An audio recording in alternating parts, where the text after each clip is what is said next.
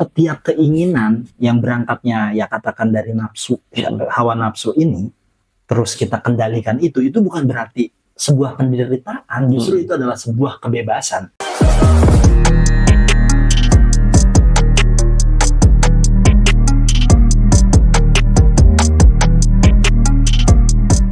Mbak,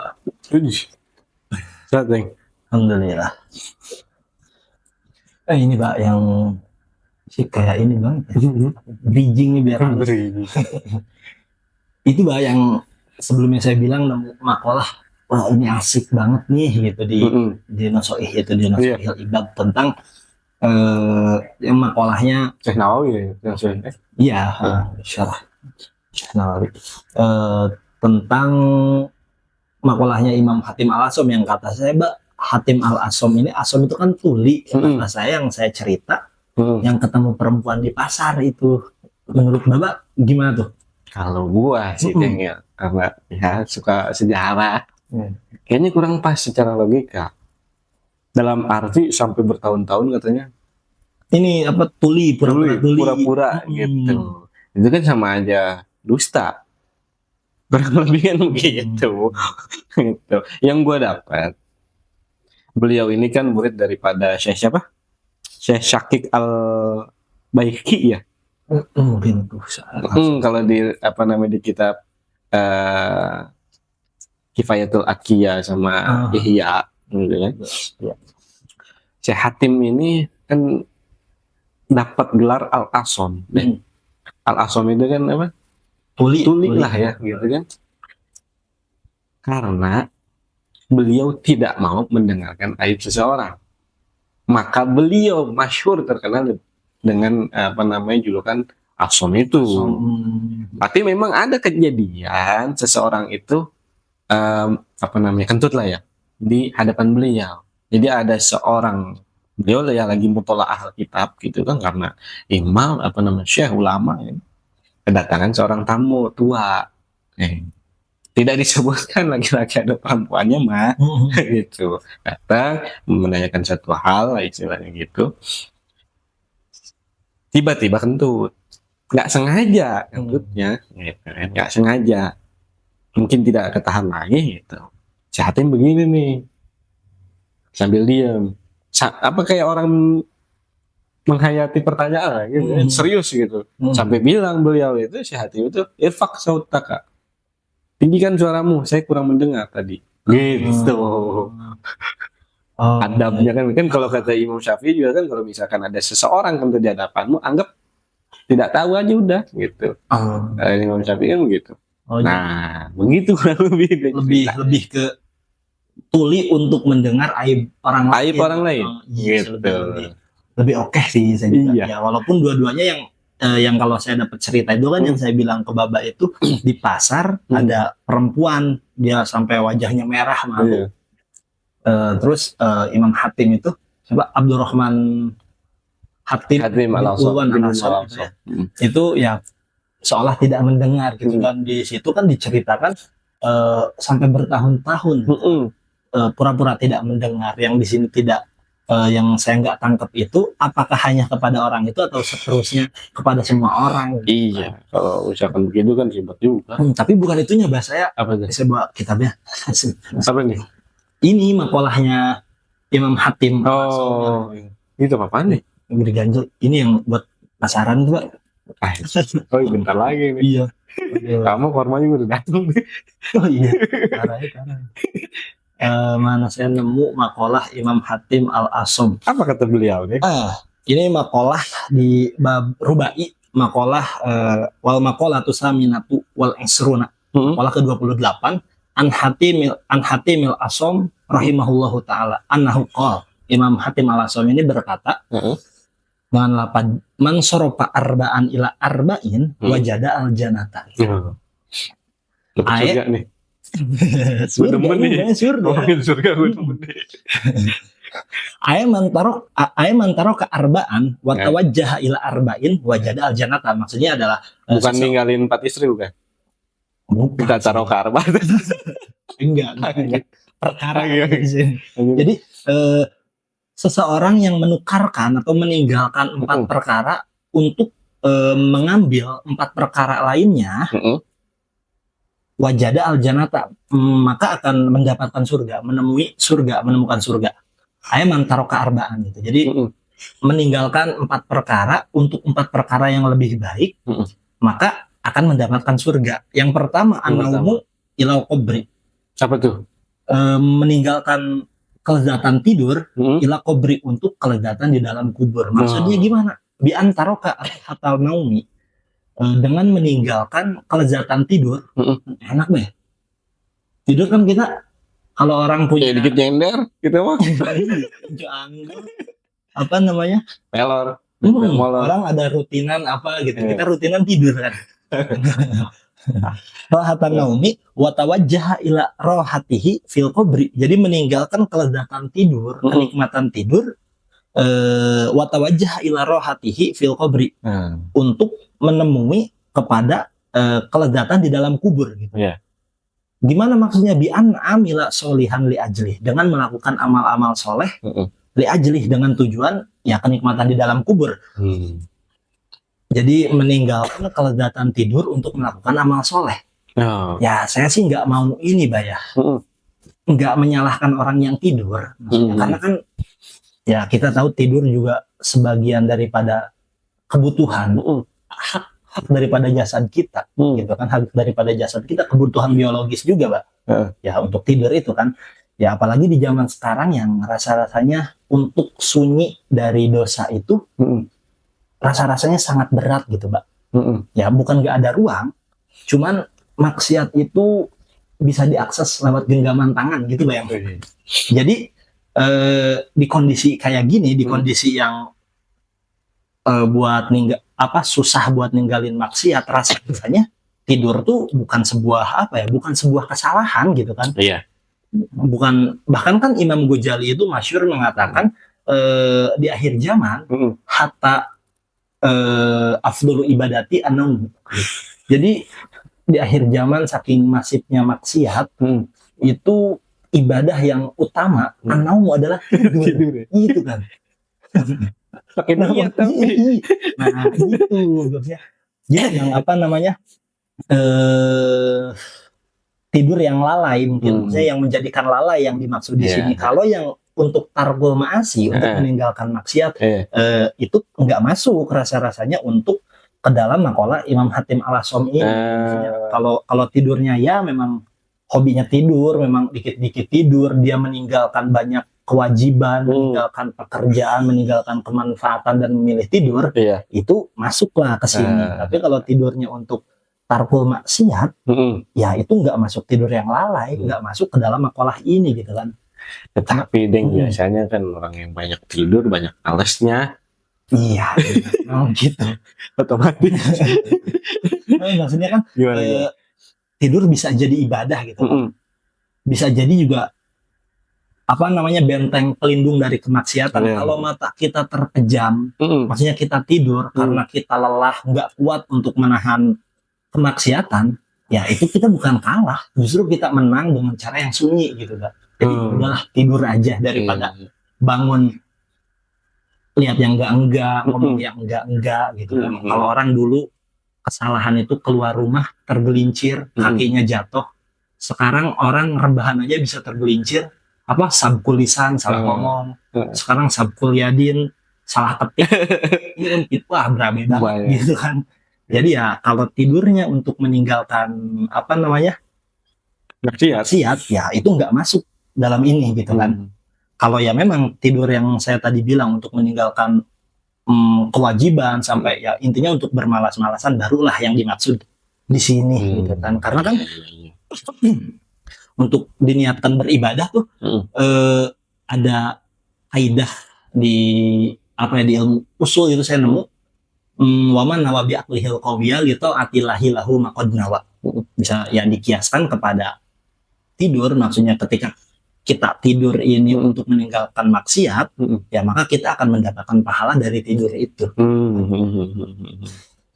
Memang kan kalau kita bicara sejarah nih, kan ada Imam Nawawi, ada Syekh Nawawi.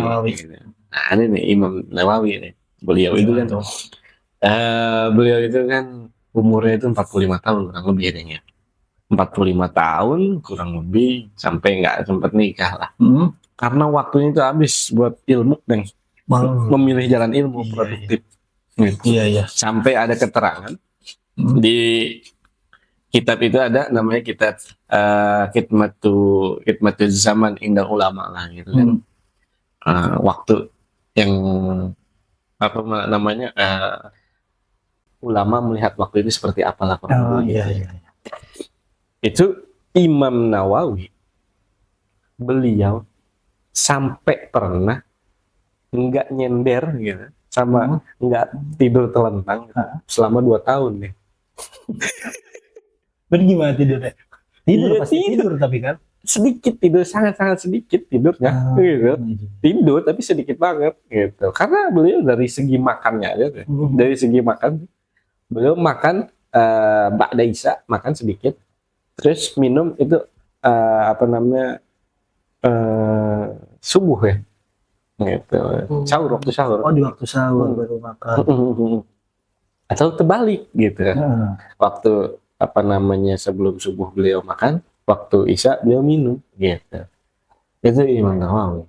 Sampai 12 kitab sehari beliau itu belajar ke guru-gurunya. Pindah-pindah. Berarti 12 kitab, 12 tempat. 12 tempat. 3 hari hatam Quran. Maksudnya menghafal atau baca Quran setiap 3 hari? 3 hari hatam, 3 hari hatam. Imam Nawawi umur 45 tahun. Produktif banget udah itu mah. Itu kan tidur ya, itu mah sekenanya aja tidur kalau udah ngantuk banget kan. Iya. Kalau enggak ngantuk-ngantuk banget nggak ketidur kan. Bahkan kan Imam Nawawi, Imam Syafi'i juga kalau nggak salah sih termasuk yang kan rambutnya itu panjang ya selain tiba pada kanjeng Nabi sebahu itu kan. Karena memang nggak ada waktu untuk itu, untuk sekedar mengurus rambut, maksudnya motor. Sama Imam Ghazali. Bahkan dikatakan merawat pensil, apa pakai pensil apa pena sih yang digosok itu, Mbak. Pokoknya digosoknya itu pas tabaros, pas buang air, saking nggak ada waktu lagi nih buru-buru gitu kan. Biasa. Iya, tidur. Iya, ini berarti ditinggalin tidurnya untuk itu, untuk maksiat, bukan sekedar meninggalkan kemaksiatan, tapi apa? Membuat kemanfaatan juga. Itu luar biasa. Ganti lah. Okay. Yang kedua apa nih? Dan tadi arbaan ya. Wal fakru ilal mizan. Meninggalkan apa ya, congkah lah. Berbangga diri, sombong gitu. Ilal mizan untuk mendapatkan kemudahan saat timbangan mizan.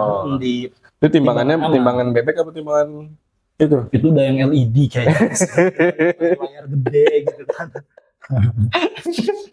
Di antar kata tawala alan nasi bi tadi di mana kibi wa tawajjaha ila amalil hasanati di ajli ziyadatiha fil mizan. Maksudnya dengan meninggalkan merasa berperilaku sombong kepada manusia, bita'di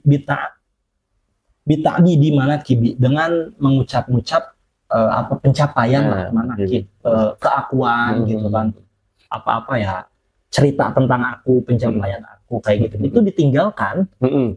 Dan ketika meninggalkan itu lalu watawajjaha ila amalil hasanati li ajli ziyadatiha fil mizan, meninggalkan keakuan itu untuk melakukan amal kebaikan dengan arah tujuan untuk menambah amal kebaikannya ketika ditimbang di mizan. Maksudnya ya zaman sekarang, Mbak, orang itu kan gampang banget menunjukkan pencapaian. Panggung itu udah bukan sekedar podium.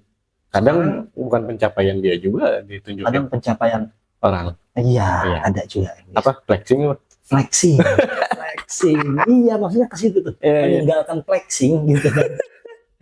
Kalau ini bahasannya ria, dengan flexing kan runtuh tuh semua amal-amalnya. Ya, zaman sekarang panggungnya itu udah bukan sekedar podium, tapi layar kaca, media sosial, semua bisa menunjukkan pencapaiannya, baik dari segi ibadahnya, sedekahnya, hartanya, bahkan kesederhanaannya pun ya ditunjukkan gitu kan. Kesederhanaan yang harusnya kan memang ya konsumsi pribadi itu kan rasa untuk sendiri, tapi kesederhanaannya ya dibagikan. Mungkin dengan tujuan edukasi, mudah-mudahan seperti itu gitu kan. Tapi gimana kalau ternyata pencapaian yang dia sampaikan itu tadi di manakibnya itu untuk yaitu flexing, ya habislah semua kebaikannya gitu kan. Ya di zaman sekarang semuanya bisa dipublis, semuanya bisa dihitung dengan angka like, followers, viewers, subscriber, komentar, ya semuanya bisa kehitung pakai itu gitu kan. Dan mungkin bagi pelaku flexing ini, kita katakan flexing biar enak, ya hal demikian itu suatu kebanggaan, Mbak. Dan menariknya, kebanggaan yang dia banggakan itu kan sebetulnya ringan. Ya kebanggaan ini tuh terbang bersama udara, bersama pujian lah di udara gitu kan. Ya pujian kan di mana adanya, ya ngawang gitu aja kan. Saking ringannya gitu kan. Dan justru di mizan ini sesuatu yang ringan, timbangan yang ringan itu kan berbahaya. Harusnya yang amal baik itu harusnya berat gitu. Kok ini amal baik yang dia posting jadi sebuah pujian yang mengudara, yang ringan gitu aja. Ini kan bahaya amal baik yang ringan gitu kan. Iya. Ya sebenarnya kan kayak ada kalimat nih. Ikmal li dunia ka'annaka. Ta'insu abadan ya. Wa amali akhiratika ka'annaka kamu tuh godan.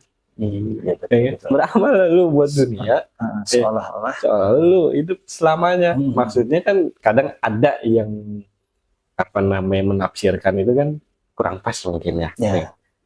Kan maksudnya seakan-akan lu hidup selamanya, kalau misalkan belum bisa sekarang, besok bisa urusan dunia mah. Kan gitu. Ini belum beres nih, misalnya perkara dunia nih gitu. Lagi kalau ngejob lah, orang saya ngobjek. Wah, udah sore, udah besok lagi gitu. Besok juga masih ada, kita tenang aja. Tapi kalau urusan akhirat, kan rukun Islam lah kita pakai. Gitu kan? Sholat, zakat, puasa, bagi haji kan gitu. Ini riset. Hai harus seorang. Bentar dulu nih belum beres. Kembali kadang yang yang buat akhirat kita lambat, yang buat dunia tergesa-gesa. Iya betul. Balik coba. Ya, sebetulnya memang penyakit kita. Berarti sebetulnya ini tuh Imam Hatim tuh ya buat saya ya buat semuanya. Cuman kebetulan ya saya kena di sini saya kena, gitu kan. Ya memang kan kalau obat sifatnya gitu, Mbak ya. Ya pahit obat itu, tapi mau nggak mau harus ditelan biar kita sembuh gitu.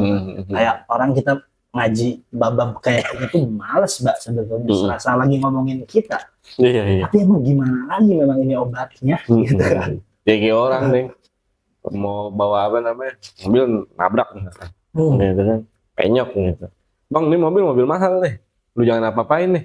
Lah gue benerinnya bagaimana? Kalau gak diapa-apain. Iya, ketuk magic kan harus di ngekek dong gitu kan. Bukan jahit, bahan mahal nih. Kan dari luar negeri gitu kan. Bahan mahal, dari sutra. Bang, ini jangan diapa-apain nih, gue bikin baju, jangan digunting-gunting katanya, jangan gimana? Susah ya? Gila apa? Harus terbentur dulu biar terbentuk. Kalau bisa ya anak-anak sekarang gitu. Yang ketiga nih. Iya. Enggak sih, maksudnya saya agak risih dengan apa ya? Maksudnya ini nih yang tadi flexing itu. Flexing. Karena kan mau nggak mau zaman itu mendukung, Mbak. Ya di era personal branding nih. Kayaknya orang itu berlomba-lomba buat menjual diri. Maksudnya bukan secara harfiah ya, maksudnya betul menjual skill, menjual apa yang dia punya, gitu kan? Ya personal branding itu, Cuman dalam dalam produk spiritualitas, justru diri yang terlalu sering dijual itu berpotensi kehilangan nilai, Pak.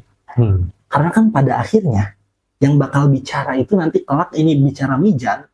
Yang bakal bicara itu bukan bio di profil kita, ya bukan reputasi, bukan pencitraan, tapi angka di timbangan.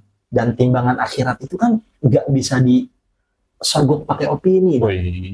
Jadi ya harus, ini kan rasa-rasanya antara flexing dan berbagi kesenangan itu bedanya tipis banget, Mbak. Maksudnya hati-hati buat siapapun yang memang dia tujuannya untuk mengedukasi, untuk ngasih motivasi. Iya. Yang dikhawatirkan di hati ada terbesit sedikit, saya itu lebih baik daripada ya mereka gitu. Itu yang khawatirnya dengan berangkat dari bita di manakim ini dengan pencapaian segala macam, sehingga merasa ya lebih baik dari segi daripada orang lain, terlebih dari segi ibadah itu yang ditakutin gitu, Pak. Iya. Yang ketiga, bener deh. Apa tuh yang ketiga? Warohatu ila siroti, meninggalkan istirahat ila siroti, untuk ya kenyamanan di sirot, maksudnya untuk keseimbangan lah, kestabilan di sirot. Di antara rohatal badani, dengan cara meninggalkan rohatal badani kepada ya istirahat badan, ya kita istirahat. Saya tuh kalau di Kobong sama Lutfi itu begitu, lagi diam sekarang lagi istirahat, bukan itu terdengar lucu, Mbak, istirahat tuh, karena ya kita kan nggak ngapa-ngapain, kita ya nggak ada yang yang bikin kelelahan banget gitu. Jadi pas dengar kata istirahat tuh aneh. Di antara rohatal badani wa tawajjaha ila amalin, dan memalingkan istirahat, maksudnya ya leha-leha yang berlebihan itu, ila amalin, kepada mengerjakan ya amal kebaikan, yang mana amal kebaikan itu yasro al-mururo, dapat mempercepat al-mururo ala siroti, untuk melewati daripada jembatan Siratal Mustaqim itu, Mbak. Wadalika, dan hal yang demikian, maksudnya untuk mempercepat lewat di sirat itu, biisro'in ijtinabil ma'asi. Biisro'in ijtinabil ma'asi, yaitu dengan segera atau mempercepat, ini kalau logatannya gelis atau gingsir. Lucu ya, Mbak, kalau dengar Jawa. Biisro'in ijtinabi al ma'asi, dengan mempercepat meninggalkan maksiat gitu, untuk mempermudah perjalanan di sirot, ya itu untuk mempercepat, ya maksudnya praktis lah, biar di sirot itu kita nggak repot ya, itu dengan melakukan amal yang mana bisa mempercepat perjalanan kita di sirot. Tapi sekarang kan semuanya itu memang praktis, Mbak. Ya, semuanya praktis, semuanya dibuat mudah, semuanya dibuat tanpa rasa sakit, serba instan gitu kan. Ya semuanya mudah, tapi justru karena semuanya mudah, termasuk maksiat pun jadi mudah, jadi ringan untuk dilakukan gitu kan. Ya udah nggak ada kesusahan, kita ngapain sih maksiat. Kalau dulu teman-teman saya itu suka, jadi masih ada orang nagih di kali, Mbak. Iya. Suka ada sengaja dia sampai ini bener banget, terus story gitu. Dia sampai tahu jam siapa yang mandi di situ jam sekian, sampai tahu itu, Mbak. Maksudnya jam sore tuh ibu-ibu sama anak gadisnya begitu. Beneran, Mbak, ada Cibangbon namanya, Mbak. Asli, Mbak, itu sampai tahu. Itu kan susah, resikonya juga kita diteriakin, ditegukin.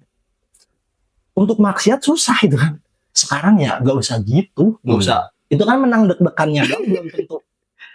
Sekarang kan mudah, maksudnya ya itu lewat genggaman, ya layar yang sama yang kita lakukan untuk berdosa juga kadang adalah layar yang sama untuk kita melakukan kebaikan gitu kan. Ya inilah kadang ada mata dua lah, kayak pisau bermata dua ya.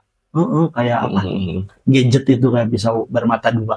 Ya ini menunda biisro'in, dengan mempercepat meninggalkan kemaksiatan. Berarti mafhum mukhalafahnya, mempercepat itu berarti menunda. Ya berarti mempercepat meninggalkan maksiat, lawannya yaitu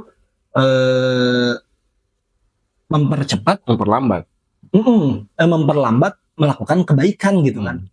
Ya jadi kita nyaman aja gitu dengan menunda-nunda bertaubat gitu kan, nyaman bahkan menunda-nunda kewajiban, kita nyaman-nyaman aja gitu. Itu kan bisa berpengaruh banget nanti menjadi kesulitan kita di sirot gitu kan, di sirotol mustaqim gitu kan. Ya mungkin ketika kita menunda kewajiban, kita menunda untuk belajar segala macam, kita membungkus itu tuh dengan kata-kata yang rasa-rasanya terdengar indah, healing atau self care gitu kan, atau butuh ruang gitu kan. Padahal sebetulnya yang kita jaga saat itu bukan bukan rohani kita, bukan bukan keimanan kita gitu, tapi yang justru sedang kita jaga saat itu adalah hawa nafsu kita. Ya dengan alasan itu self care, healing gitu kan ya, sehingga menunda-nunda kebaikan, butuh ruang gitu kan. Ya terjebak lah, maksudnya apalagi dengan lingkungan, maksudnya dengan era kayak sekarang itu banyak juga yang terjebak, kalau kata Gustamam itu hedonic treadmill. Jadi di situ-situ aja gitu kan. Tapi keinginan semakin besar ya gitu kan.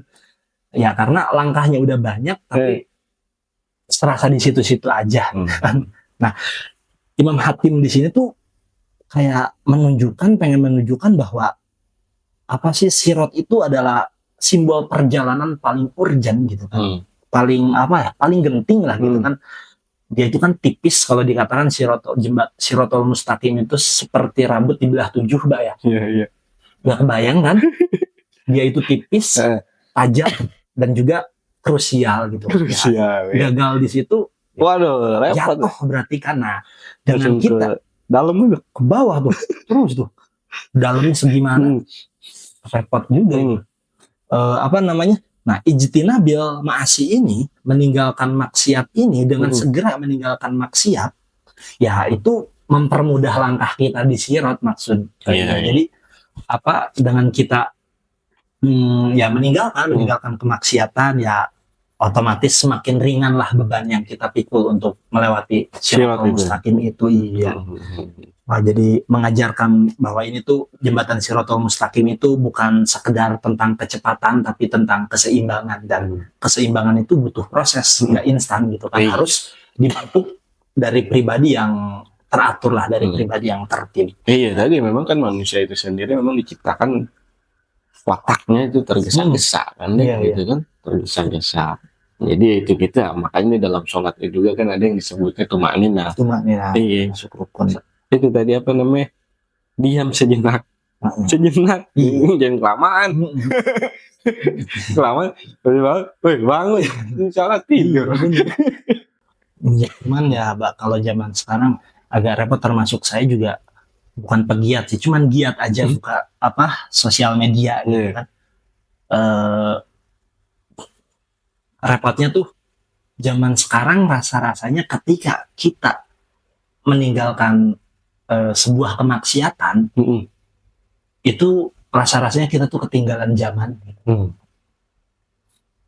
Padahal mah ya. Padahal kan kayak bahkan kita meninggalkan kemaksiatan karena Allah dikatakan ketinggalan zaman, dikatakan kolot gitu kan, terlalu kolot. Padahal kan bisa aja itu tuh sebuah teknik. Dari segi ini kan kecepatan tadi untuk meninggalkan kemaksiatan, bisa aja itu teknik kita tertinggal untuk menyimpan tenaga lebih ya di akhir gitu kan. Jadi biar nanti di akhir tuh kita masih tetap ada power. Ya strategi lah, kayak pemain bola saya sering lihat, saya suka tuh Fernando Torres, Mbak. Torres tuh begitu, kayak pelan-pelan tapi pas deket dia bisa nambah speed gitu kan. Yang lain kan udah habis nih ngejarnya, dihabisin tenaganya. Fernando Torres masih nahan itu tuh tenaganya, baru lari. Iya, jadi kita nahan-nahan sekarang tuh ya untuk kehidupan yang lebih dalam nantinya gitu kan. Ya cuman ya itu kadang serba ya, maksudnya salah kita juga, nggak usah peduli omongan orang. Cuman ya itulah yang terjadi di lapangan gitu, di mana orang kadang banyak kok yang bangga dengan kemaksiatannya gitu kan. Bahkan ketika ada aturan atau apapun, dan melanggar sebuah aturan, baik aturan di sekolah, di kampus, di pondok, ataupun aturan agama, itu ada aja orang yang merasa keren untuk itu, Mbak. Ya itulah kekanak-kanakan ya, mungkin mental kekanak-kanakan kayak gitu. Berapa tadi? Terakhir, keempat berarti. 3-4 ya berarti. Mana 4, Mbak? Iya. Wa syahwatu ilal jannati ayat. Ayat tarku syahwati kan, maksudnya meninggalkan syahwat untuk surga. Bi antara syahwati. Bi antara syahwat, dengan meninggalkan syahwat, wa tawajjaha ila masaqatil ibadati fa innal jannata huffatu bil makarih kama fil hadis. Jadi meninggalkan keinginan syahwat dan menuju kepada kesusahan atau beratnya ibadah. ini dikatakan dalam hadis okamakol fa innal jannata huffatu bil makarih kama fil hadis. Jadi meninggalkan syahwat, nafsu kita, nafsu syahwat kita, hawa nafsu kita untuk sebuah peribadahan. Karena sesungguhnya surga fa innal jannata huffatu bil makarih itu dikelilingi atau dibungkus dengan sesuatu yang tidak kita sukai biasanya. Gitu. Jadi ya yang menyenangkan untuk surga itu rasa-rasanya jarang banget gitu. Banyaknya ya kayaknya memberatkan gitu. Cuman ya itu yang harus dijalani maksudnya kata Imam Hasan tuh, karena syahwat itu kan kayak api kecil deh, Pak. Kayak ya api gimana sih? Kecil itu terasa sedikit menghangatkan. Cuman kalau nggak dikendaliin ya bisa ngebakar. Terus syahwat juga kan sekarang tuh nggak ya fisik kita ya semua itu yang kita anggap yang sering kita maklumi tentang syahwat itu apa ya, itu tentang fisik laki-laki kepada wanita begitu pun sebaliknya.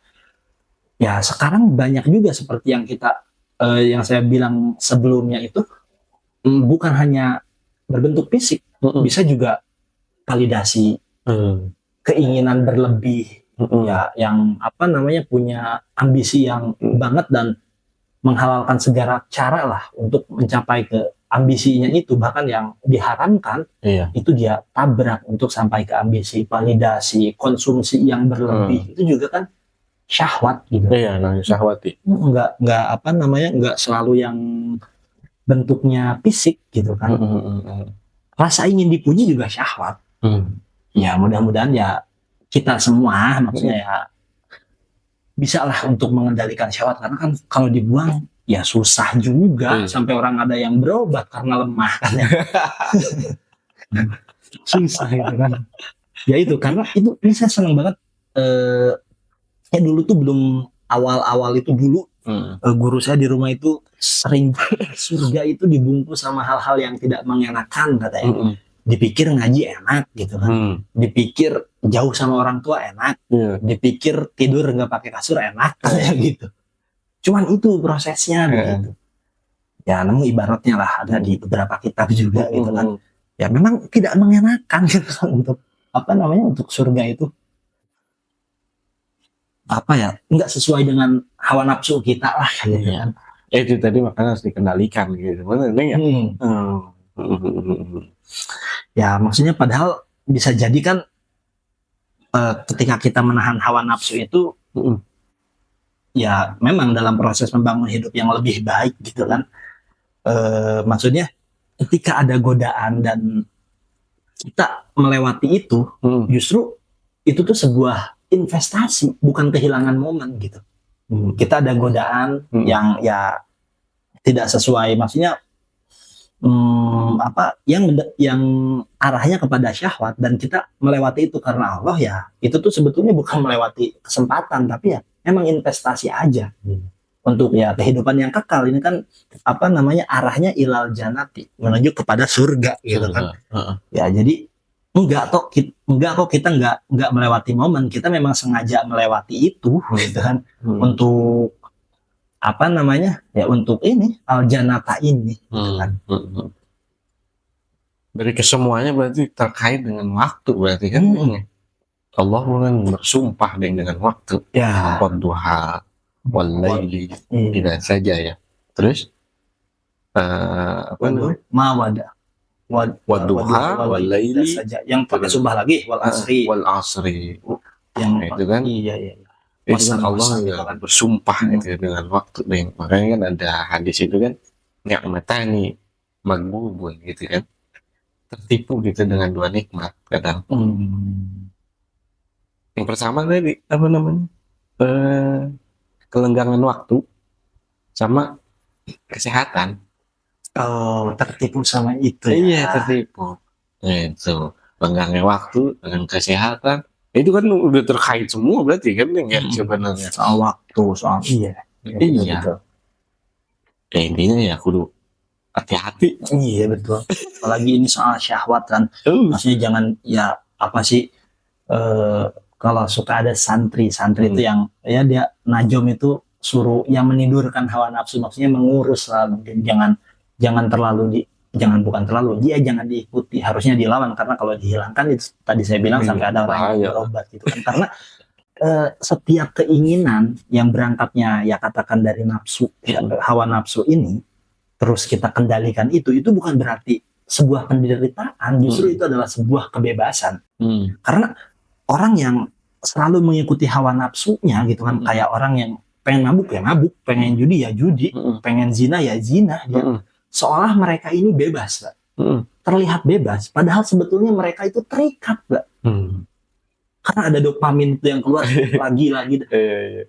Ya terlihat bebas, sebetulnya terikat. Karena kan pada hakikatnya puncak daripada kebebasan adalah tahu batas.